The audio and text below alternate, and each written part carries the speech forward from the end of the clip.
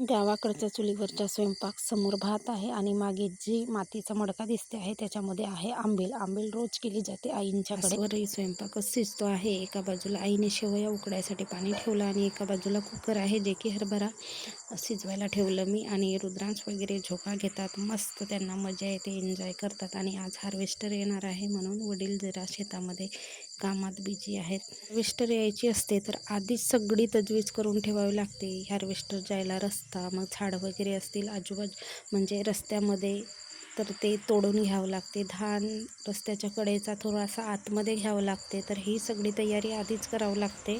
8:30ला येणार होते मशीन, पण 8ला काही आली नाही. तिने 11 वाजवले आणि आम्हाला पण गोंदियाला काम होतं तर आम्ही गोंदियाला गेलो. आणि नंतर आमच्या मागे मशीन आली आणि नसती तारांबळ उडाली सगळ्यांची. धानाच्या भांड्या जरा छोट्या असतात त्याच्यामुळे हार्वेस्टरने बराच असं धान्य वाया जातो आणि त्यामुळे शेतकऱ्यांचा जीव जरा खालीवर होते. पण काय करणार, झटकीपट काम होऊन जातो, जास्त काही पुरत नाही. नाहीतर भरपूर